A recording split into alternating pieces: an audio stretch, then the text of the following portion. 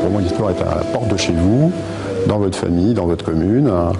Et nous souhaitions, avec un groupe de passionnés d'histoire, militaires, participer à la commémoration de la libération de la France. Donc on a créé l'association Été 44 il y a 2 ans. On a parmi nous donc 3 collectionneurs de véhicules.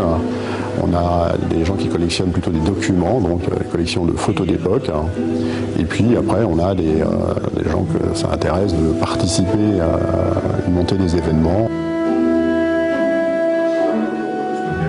Par hasard, on a découvert un livre qui raconte justement le début de la Seconde Guerre mondiale, ici à Fontenay-le-Vicomte, à Balancourt, à Mennecy, à Vers-le-Petit, à Saint-Vrain. Et donc à partir de là, on a voulu voir ce qu'était ce livre réellement. On l'a donc analysé, on l'a recoupé avec d'autres témoignages, avec des pièces du service historique des armées, et on a monté donc cette exposition pour l'expliquer.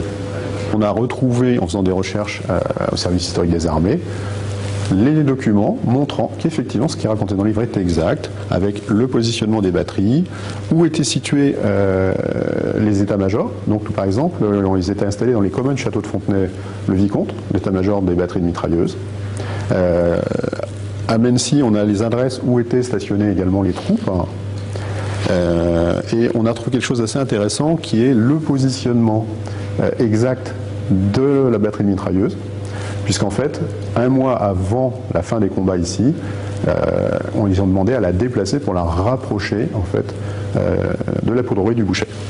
Les objectifs, c'est commémorer la libération de la France et l'expliquer. On ne peut pas comprendre l'explosion de joie des Français à ce moment-là si on n'a pas compris ce qui s'est passé avant et quel était leur état d'esprit. Parce qu'aujourd'hui, notre problème, c'est qu'on regarde l'histoire en sachant comment elle s'est déroulée. Alors que les Français ne l'ont pas vécu du tout comme ça. Et donc il faut l'expliquer, pour ceux que ça intéresse bien sûr, il faut l'expliquer pour qu'elle soit compréhensible.